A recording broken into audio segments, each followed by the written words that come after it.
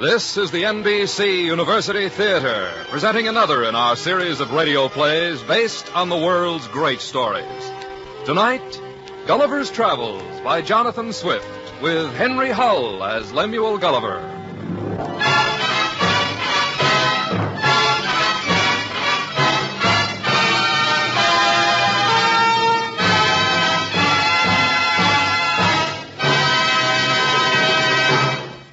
In 1727, when Jonathan Swift wrote Gulliver's Travels, he intended it to be nothing more than a sharp and biting commentary on the customs and politics of his time. But knowing that the most dangerous truths could be told safely only under the mask of humor, he veiled his attacks with the most imaginative of stories. And as a result, his book did not die with the customs and men which it ridiculed. Instead, with the passage of 2 centuries and more, it has become more than just a brilliant satire. It has become, in fact, one of the greatest of all children's classics, a story to charm and delight the young of every generation and every century.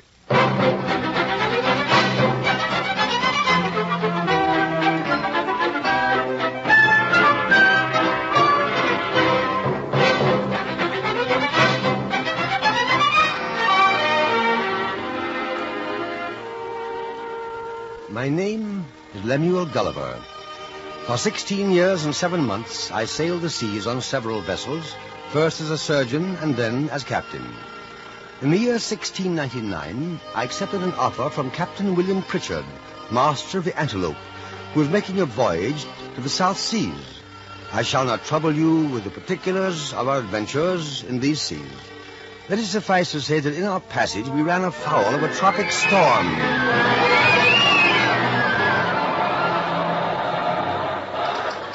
The weather being very hazy, we were within half a cable's length of a giant rock before our lookout spied it. Rock ho! Rock ho! Dead ahead! Avast there, men! Stand by to launch the longboat!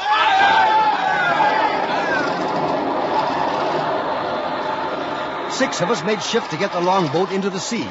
But before we cleared the ship's side, she was driven on the rock and split asunder.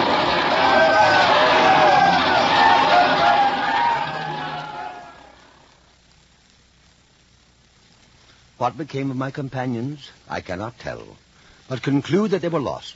For my part, I swam as fortune directed, and was pushed forward by wind and tide to a point where I found myself within my depth. When I finally struggled ashore, I was in so weak a condition that I lay down on the grass and fell asleep.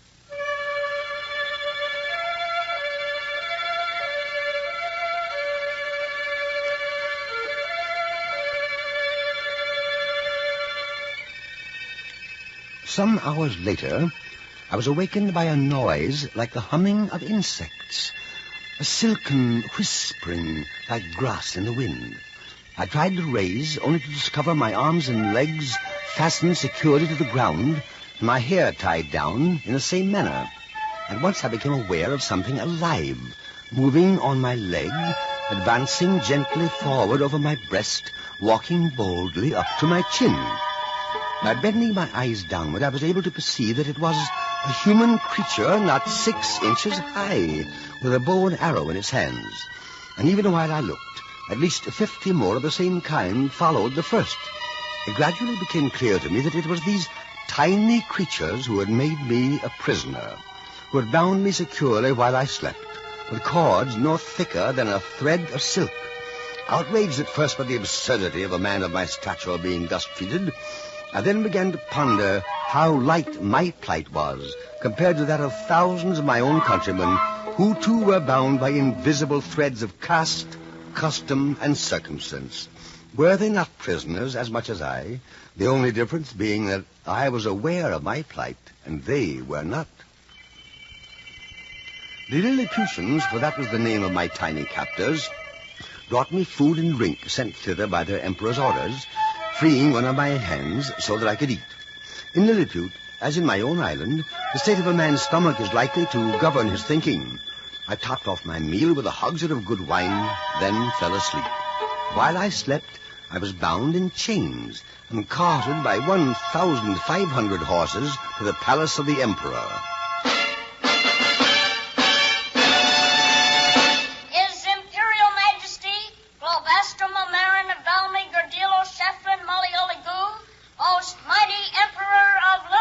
Your Imperial Majesty, your most humble servant. His Imperial Majesty, Globastum Amarin Avelmi Gordilo Shefflin Mollioligu, proposes to the Man Mountain lately arrived in our celestial dominions the following articles. One or two of the articles proposed were not altogether to my liking, but overwhelmed by the presence of royalty, I could only prostrate myself at His Majesty's feet and acquiesce. He then had a mind to entertain me with one of his country's best-loved shows. Redbristle, his Minister of Private Affairs, ascended to my shoulder to interpret the performance for me. What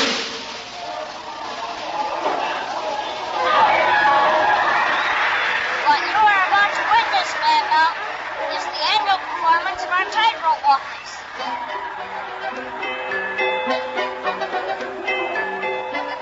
You see, in Lilliput, when a political office is vacant, candidates petition the emperor to entertain the court by cutting capers on a rope. Whoever jumps the highest without falling off wins the office. That's Flimnap, candidate for the office of treasurer, performing now. He's superb, colossal. Why, he's a sensation. He should be. He's been at it for years. What is it? Why do you frown? It's just occurred to me. Is this rope dancing really a true test of a man's qualifications for public office? Perhaps they thought of a better test in your country?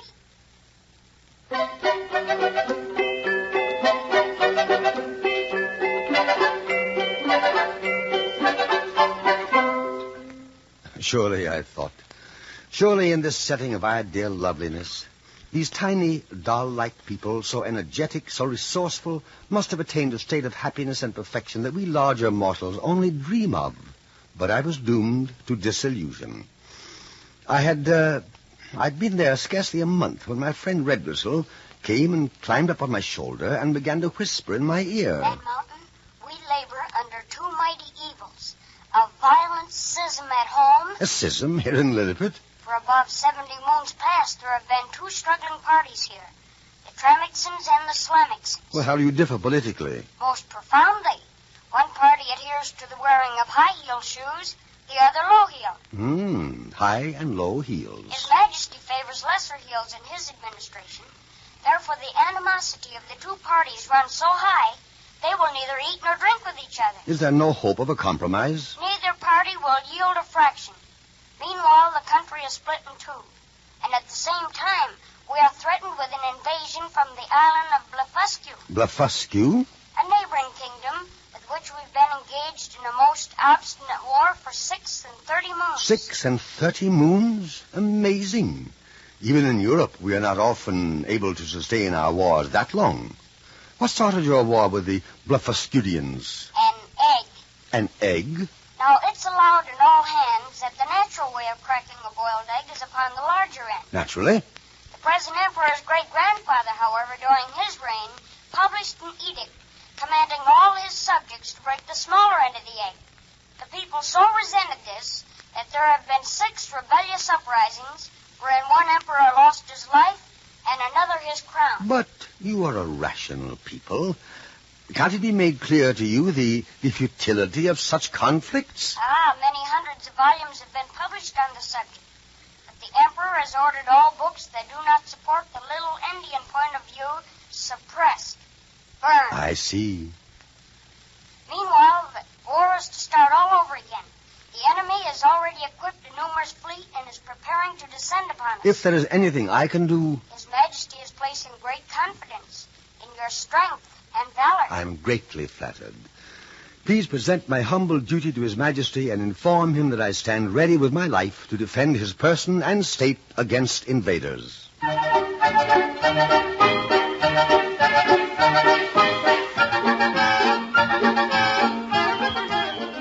When the hour of invasion was at hand, I waded out into the channel between Lilliput and Blefuscu, cut the moorings of the enemy's fleet, tied the ship's lines together, then waded back again with the enemy's vessels in tow. The whole kingdom of Lilliput awaited on the shore to do me honor.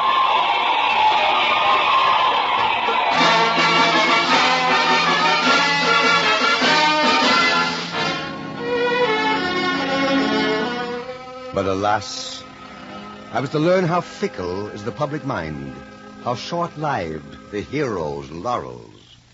Early the next morning... And Mountain, Redressel, what brings you out so early? I have come under express orders from His Majesty. What does he want now? He wants you to bring all the rest of the enemy ships into our port at once. But great heavens, that would leave the empire of Blefuscu entirely undefended. Exactly. He says it's our national destiny to rule the world. Then he's out of his mind. Not only does he intend to conquer Blefuscu, but he is laying plans to destroy the entire race of big Indians and compel all people to break their eggs on the smaller end. And if they refuse? They will be exterminated. You may return to His Majesty and say that I refuse his request. I shall never be the instrument of bringing a race of free and brave people into slavery.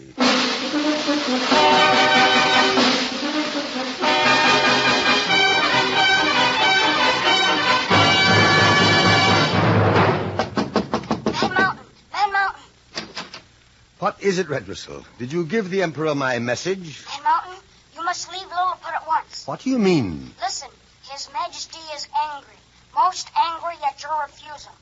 He intends to blind you. Blind me? Yes, he's clever. He recognizes that the loss of your sight will in no wise impair your bodily strength. You will still be useful to him. In fact, he feels you will be even of greater service to him blind. Ah, what a low, contemptible, mean, sniveling, treacherous, selfish race you are. How about you, Redressel? Why are you here? I couldn't bear to think of you reduced to this state. You, my friend. You must have come to warn me at great risk. The risk of my life. I am deeply grateful to you. Because of you, I can still believe in men, even in Lilliput. Among as low specimens of humanity as I have yet encountered, you have proved to me there are those who are not governed by self-interest alone, those capable of idealism, human love, and sacrifice. I shall not depart from your country entirely cynical.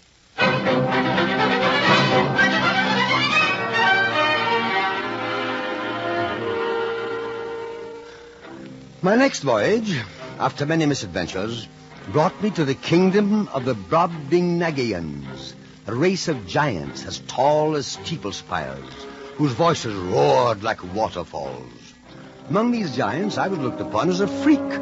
The queen chanced upon me when I was being displayed in a box in the marketplace, and, delighted by the fact that I was 30 times smaller than her court dwarf, persuaded the king to buy me for her plaything.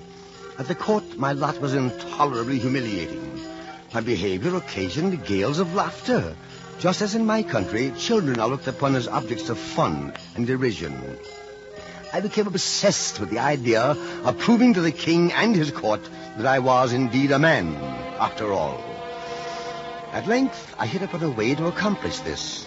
I offered to reveal to the king the secret of an invention that, up to this time, is the most significant achievement of my race.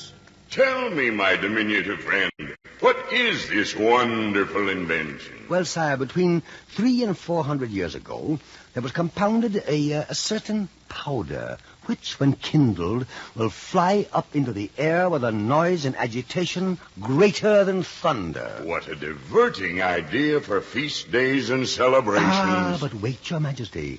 Ram the proper quantity of this powder into a hollow tube of brass or iron, and it will drive a ball of lead with such violence and speed that nothing can sustain its force. But might that not prove destructive? It will rip up pavements, tear houses to pieces, lay waste cities, dash out the brains of all who are near. Stop. You could become the master of the lives, liberties, and fortunes of all your people. Whoever disputed your absolute authority... Are you too ignorant to understand that I neither have nor want absolute authority? Surely you, a king, you cannot be without ambition. You must wish to live in the annals of your people. Now, by the use of this formula, our Prince of Orange... Be quiet, I command you. Some evil genius, enemy of mankind, must have been the first contriver of this powder. If you value your life, never mention it again. As you will, sire. But it is plain to be seen that here you have not reduced politics and the conquest of power to an exact science, as the more acute wits of Europe have done. Power, politics. It is my opinion that whosoever can make 2 ears of corn or 2 blades of grass to grow where only one grew before does more essential service to his country than the whole race of politicians put together.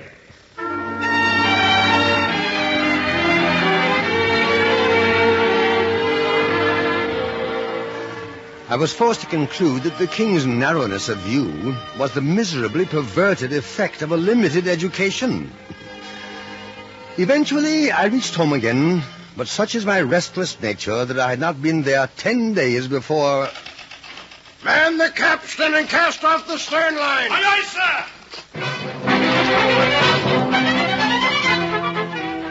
sir! Yes, I was embarked upon another voyage. And it was part of my strange destiny that in time I should have found myself cut adrift by pirates and subsequently saved by the inhabitants of Laputa.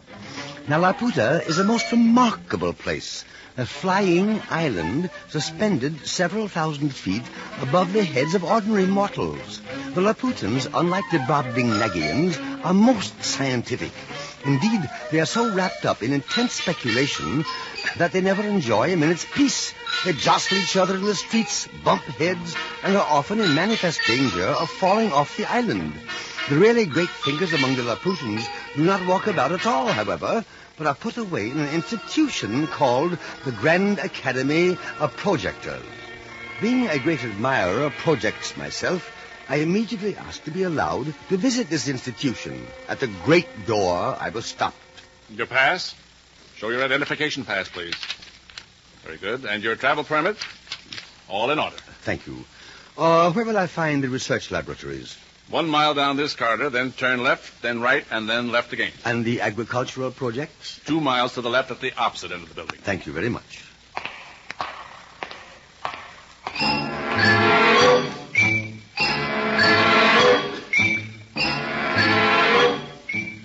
Yes, I am the coordinator of all architectural research projects. It was I who first introduced the idea of beginning all buildings at the top and working down. My friend, food is our business. Stuff of life, you know. I've just perfected a method of plowing so simple, you'll wonder you did not think of it yourself. The farmer plants his field with a crop of acorns, turns a drove of hogs loose in the fields, the hogs root with their feet and plow up the field. Simple, isn't it? Our aim is to perfect a universal language. Now, I hold that by leaving out verbs and participles... Nonsense, Professor X. You're only wasting your time with minor changes of that sort.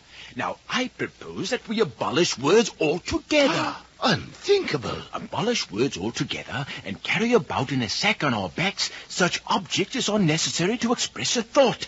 There's your universal language. Oh, you can't do it, I tell you.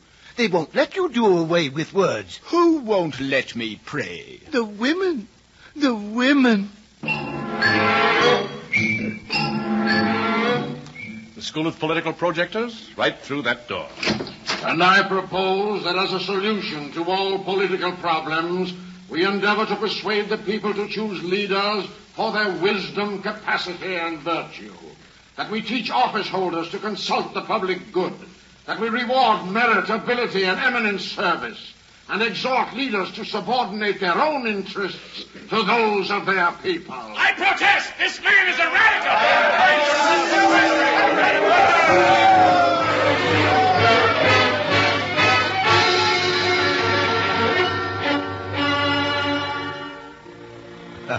Except for the fantastic ideas I heard expounded in the School of Political Projectors, I must say that I was impressed with the Grand Academy of Laputa.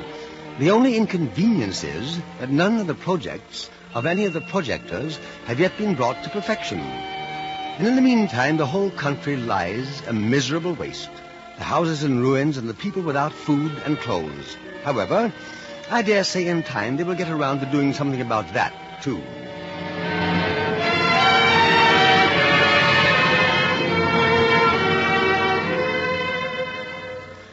My last voyage took me to a country where horses, called in the land Whiniams, are the masters and men called Yahoos, or the beasts of burden.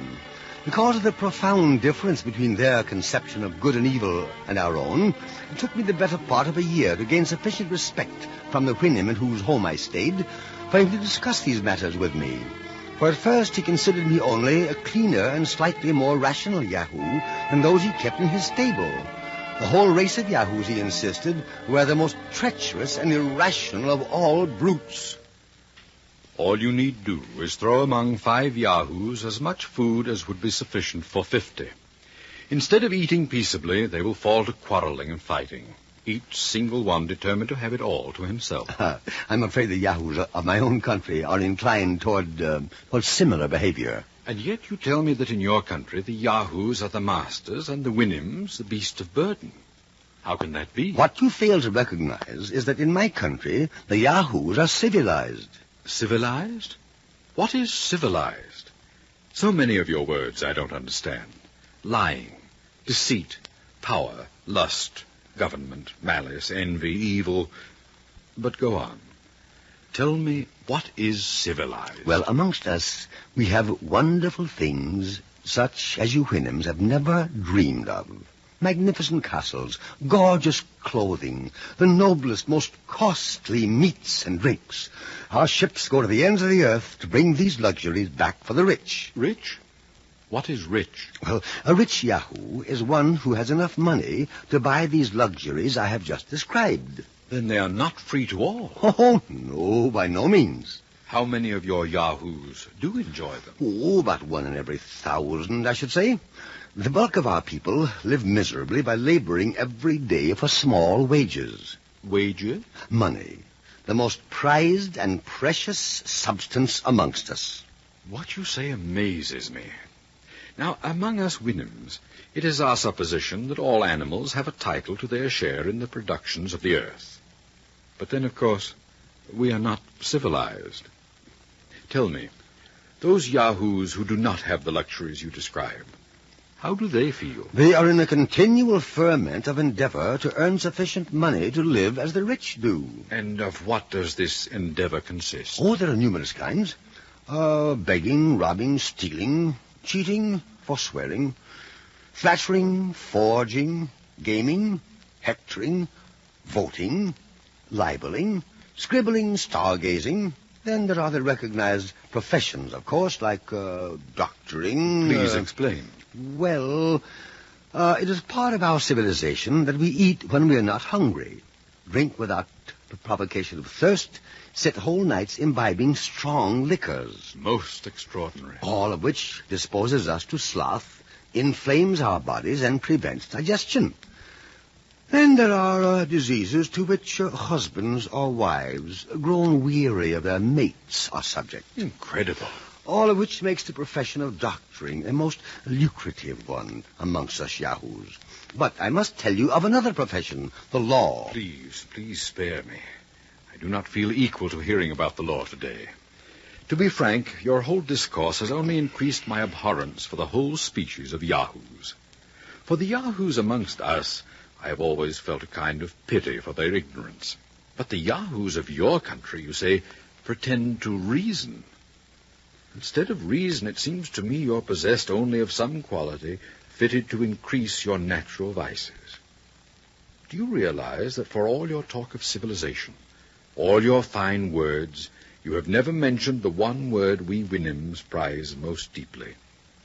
Love. Love? It is the law of our land. We need no other. Amongst us, love is not confined to any particular object, but universal to the whole race. We show the same affection for our neighbor's issue as for our own.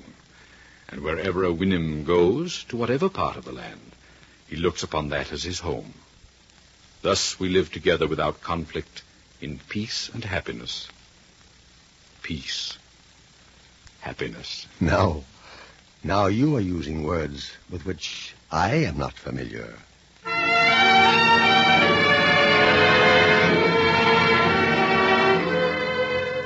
But in time, dwelling amongst the Winims, I was to learn the full meaning of peace and happiness. I enjoyed perfect health of mind and body, I did not feel the treachery or inconstancy of a friend. I had no occasion of bribing or flattering to procure the favor of a great man or his minion. I wanted no fence against fraud or oppression. In the midst of all this happiness, and when I looked upon myself to be fully settled for life, my host sent for me one morning a little earlier than usual. It is with great sorrow that I must tell you what I must. You will have to leave us. Leave you? Go from this peaceful country? Oh, no, not that. Don't send me away. It is the opinion of the majority of the Winhams that we jeopardize our well-being by keeping you here. It is feared that you, since you have the rudiments of reason added to the natural depravity of a Yahoo, that you may influence the other Yahoos to rise up against us. A thought of that kind never entered my mind. I swear it. So I told the other Winhams. But they replied that ye yourself had told us that your kind excels in the art of lying and dissimulation. How can you be trusted? You must go.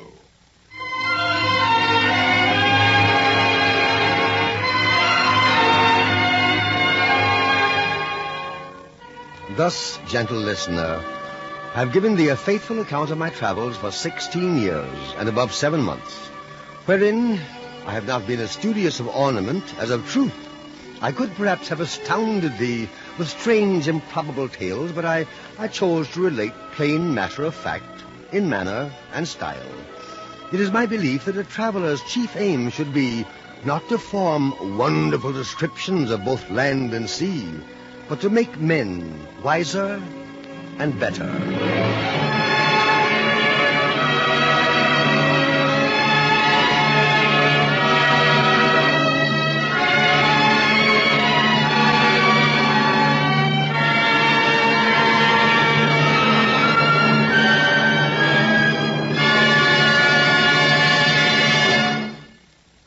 The curtain of the NBC University Theater falls on Gulliver's Travels, another in our series of radio plays based on stories that live. Tonight's adaptation of the Jonathan Swift story was written by Frank Wells and starred Henry Hull as Lemuel Gulliver, with Anthony Boris as the Lilliputian, Ken Christie as the Brobdingnagian, and Gail Gordon as the Winham. Henry Hull may soon be seen as General Mike McCready in the Warner Brothers picture Fighter Command. Others in the cast were Bruce Cammon, Stanley Farrar, Cy Stevens, Jack Crucian, Earl Lee, Jack Carroll, and Cliff Clark. It is with real pleasure that the NBC University Theater announces that beginning with our next performance, our productions will be a full hour in length. The first of these attractions will be an adaptation of the Henry James novel, The American, with Alan Hale in the starring role. We suggest that you watch your local newspaper for time and station.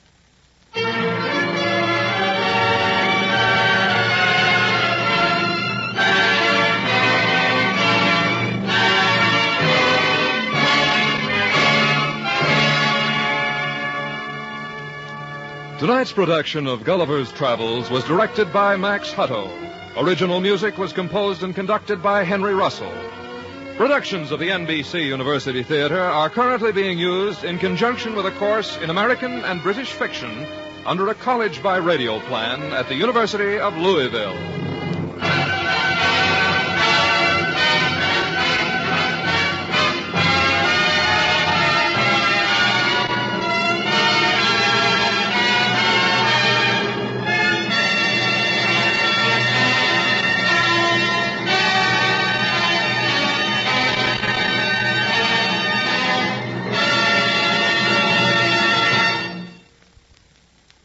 This program came to you from Hollywood. This is NBC, the national broadcasting company.